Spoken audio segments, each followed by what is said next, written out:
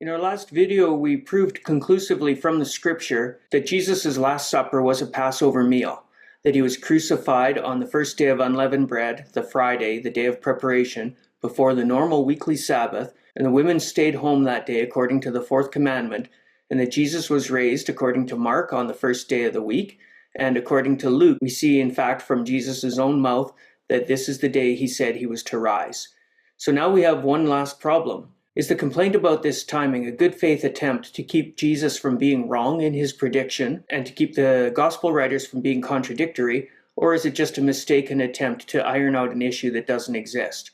Jesus said in Matthew that the only sign he was going to give them was the sign of Jonah. As Jonah was in the belly of the great fish for 3 days and 3 nights, Jesus was going to be in the belly of the earth for 3 days and 3 nights. There are some solutions which question what it means for him to be in the belly of the earth 3 days and 3 nights. Does it mean he's actually dead? Does it mean he's actually in the grave those 3 days and 3 nights? But we don't actually have to concern ourselves with that, because we find out that 3 days and 3 nights is not the point of this prophecy. The point is the resurrection itself. Matthew is writing to a Jewish audience who would accept the 3 days and 3 nights as he intended them.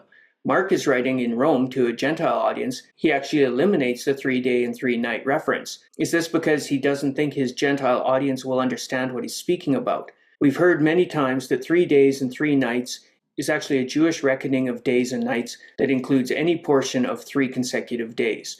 Of course, all we need is one mention of something in the Bible to make it true if it's being affirmed by the Bible. So we can't dismiss the fact that Jesus said he was going to be in the belly of the earth 3 days and 3 nights, but let's compare it to what he does say elsewhere. 3 times in Matthew at least, when he's predicting his own death, he says he will be raised on the 3rd day. In Peter's Caesarea confession in Matthew 16, then at the Transfiguration in 17, and then later in Matthew 20, he uses this phrase.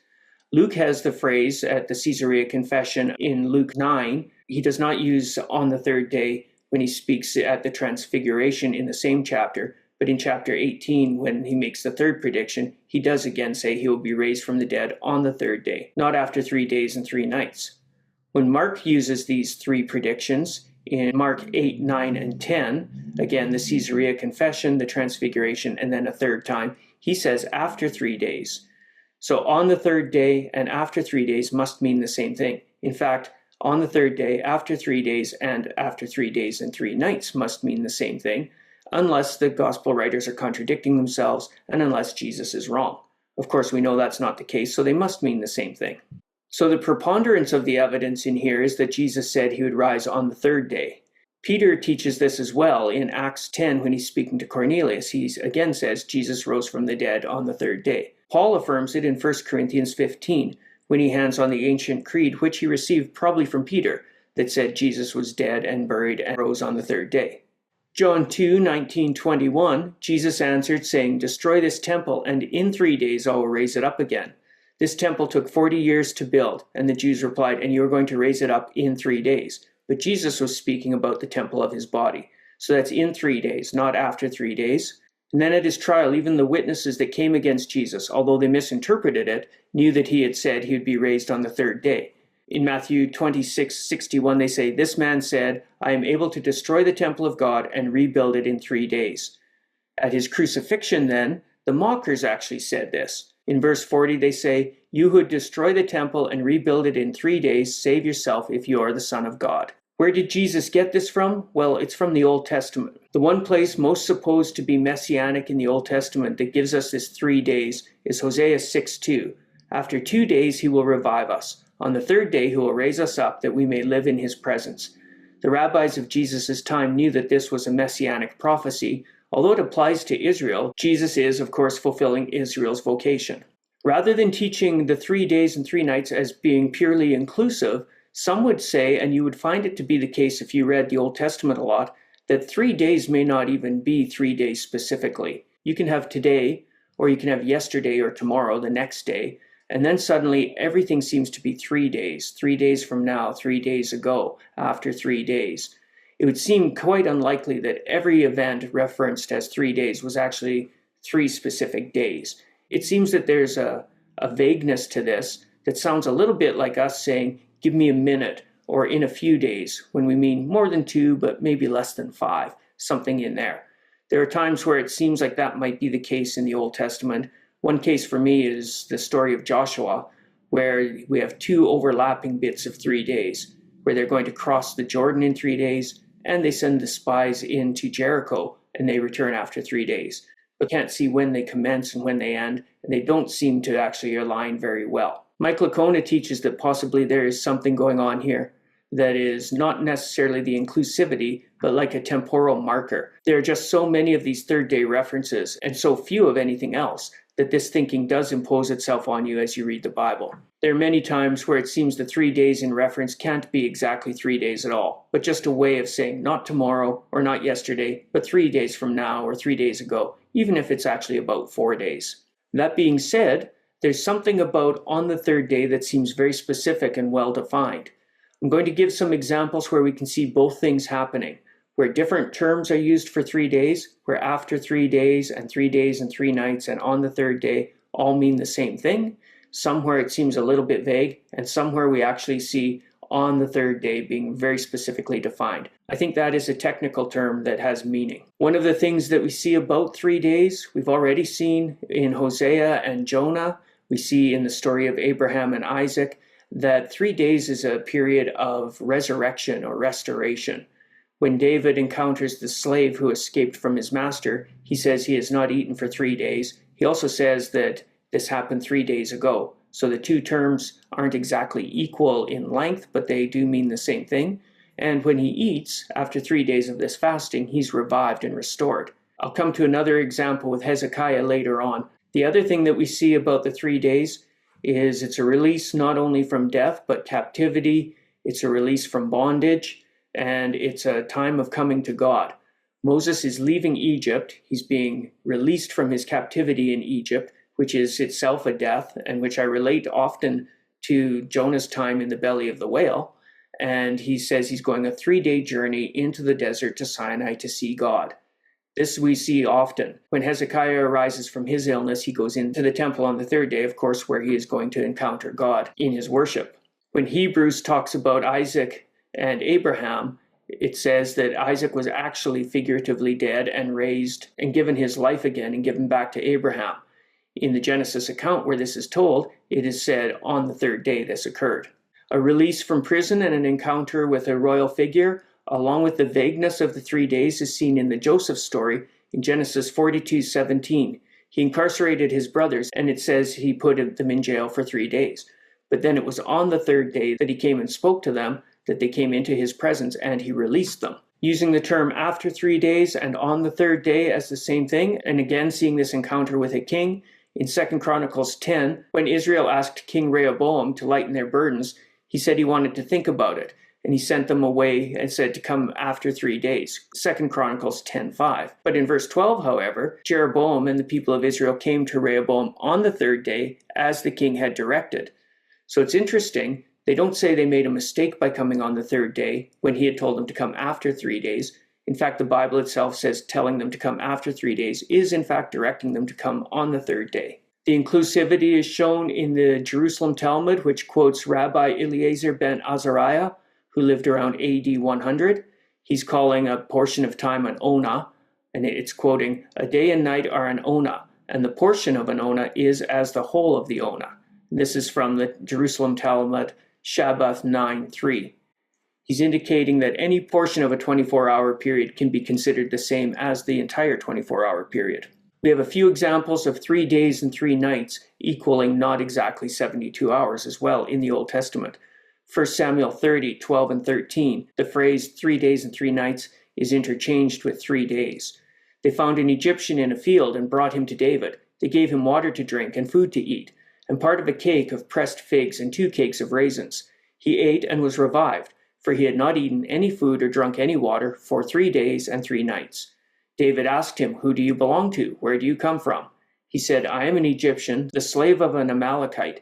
My master abandoned me when I became ill 3 days ago." So he was ill and released 3 days ago, but that's 3 days and 3 nights that he hasn't eaten. For me, the nail in the coffin of this argument has always been Esther. In Esther 4:16, she directs her subjects to fast for 3 days. She says, by not eating for 3 days, night or day. So 3 days, day or night. And then she breaks her own fast in Esther 5:1 on the third day when she goes into the king.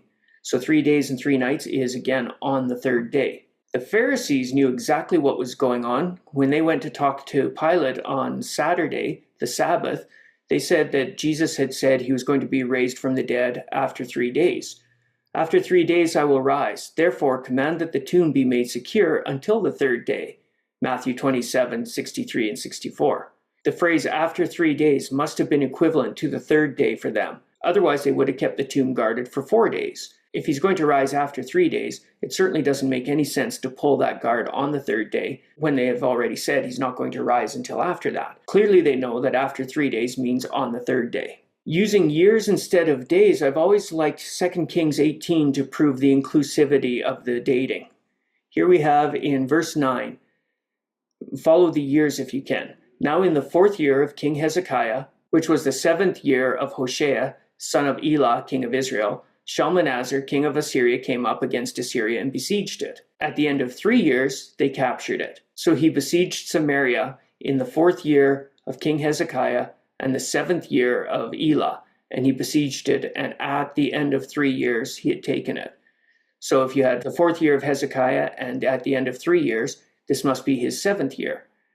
The 7th year of Hosea, at the end of another 3 years, must be the 10th year. But the verse goes on, in the 6th year of Hezekiah, which was the 9th year of Hosea, king of Israel, Samaria was captured. So those 3 years given could not have been an exact 36 months. You entered them in the 7th year of Hosea and the 4th year of Hezekiah, had your 3 years, and then afterward, it's only the 6th year of Hezekiah and the 9th year of Hosea. So those 3 years are not full and do not fill up the years of their reigns. So Matthew has a Jewish audience who would understand this idiom, just like the Pharisees did, and just like all of the Jews did. So when he says that Jesus gave them the sign of Jonah, that he would be raised after 3 days and 3 nights, he knew that they wouldn't presume this meant 72 literal hours. Mark is writing in Rome to a Gentile audience, in fact, eliminates the entire sign, almost as though he knows it's going to cause issues for people who don't understand the idiom. So what's going on with the third day then? Is it just any amount of time? Actually, while we may see that 3 days and 3 nights is encompassed within a third day, after 3 days is encompassed within there, and maybe perhaps they actually don't represent exactly 3 days and could even represent more than 3 days, I think there's something more technical about the third day. The Old Testament actually defines it in many places, but in one, in Exodus 19:10, the Lord said to Moses, "Go to the people and sanctify them today and tomorrow, and make them wash their clothes and be ready for the third day. For on the third day, the Lord will come down on Mount Sinai in the sight of all the people." So here we see what the third day is. They're to consecrate themselves today, tomorrow, and on the third day, God will see them. So again, you're coming into the presence of God on the third day. That's what the third day is often about, but it's also this sanctification period, a preparation period. And here we see what it is. It's today, tomorrow, and the third day. In Luke, Jesus says he will be raised the third day, and he actually goes to the trouble of defining it for us. Luke 13:31. At that very hour, some Pharisees came and said to him, "Get away from here, for Herod wants to kill you." And he said to them, "Go and tell that fox, behold, I cast out demons and perform cures today and tomorrow, and the third day I finish my course. Nevertheless, I must go on my way today and tomorrow, and the day following, for it cannot be that a prophet should perish away from Jerusalem." So the third day is the day after today and tomorrow, where the third day is not 72 literal hours. It's not 3 days and 3 nights away. In fact, today, tomorrow, and the third day only encompasses 2 nights at the most. So are 3 days literally 72 hours? Of course not. Acts 10, in fact, tells us what 72 hours is. We already saw that Peter told Cornelius that Jesus was raised on the third day. And Luke goes to the trouble here again to show us that on the third day is not 72 hours. In Acts 10:3, Cornelius has a vision at the 9th hour of the day. 21 hours later, he has sent his men to Peter. This is the next day in verse 9. As they were on their journey and approaching the city, Peter went up on the housetop about the 6th hour to pray. This is after one night and the next day that these people are coming to Peter. It's the next day after the vision. And while Peter was inwardly perplexed as to what the vision that he had seen might mean, behold, the men who were sent by Cornelius, having made inquiry for Simon's house, stood at the gate. So Cornelius had a vision at the 9th hour. The next day, Peter at the 6th hour was having a vision, and the men showed up at his door. So we're one full day from Cornelius's vision. Peter invited these people into his house, Acts 10:23. The next day he arose and went with them, and some of the brothers from Joppa accompanied him. So this is the next day, 48 hours later, 2 full days since Cornelius's vision. And on the following day, this is the 3rd day, 72 hours later, they entered Caesarea. So we had Cornelius's vision. Let's put it on a Friday. Saturday, a day and a night later, the men arrived to see Peter. Sunday, a day and a night later, they left Joppa for Caesarea. Monday, a day and a half later after that, 3 full days, 3 full nights later, 72 hours later, to the very hour, Cornelius says it's at 9 a.m., they arrive and they speak to him. And what does he say of that in chapter 10, verse 30? And Cornelius said, 4 days ago, about this hour, I was praying in my house at the 9th hour. So this is a perfect example of exactly what 3 days and 3 nights would be. Again, let's say it started on a Friday night, and the men arrived to see Peter. Saturday night, they left to go back to Cornelius. Sunday night, they arrived to see Cornelius. Friday to Saturday, Saturday to Sunday, Sunday to Monday, 3 full days, 3 nights. It's 72 hours exactly. And he does not say 3 days ago, he says 4 days ago. So if you eliminate 1 day from this, crucified Friday, in the grave Friday night, and Saturday, the next day, in the grave Saturday night, raised on Sunday, remove that 1 day, we have 3 days ago. 3 days and 3 nights, 72 hours would be 4 days. If an event occurred on Friday, on the 3rd day, it would be Sunday, as in Jesus' resurrection. If you got all the way to Monday, 3 days and 3 nights, 72 hours, then you're 4 days away. So the church has always had this right. Jesus' Last Supper was a Passover meal. He was arrested that night, and on preparation day, he was crucified. He was buried by Joseph of Arimathea and observed by the women who could not do anything because the Sabbath was occurring. Saturday, according to the commandment, they did not go and anoint his body. Sunday, the first day of the week, he rose, as Mark says in the disputed passages, but as Luke proves in the Emmaus Road account. Hopefully this clears up all the issues and makes sense of it all for you. Thanks for listening, guys. Take her easy.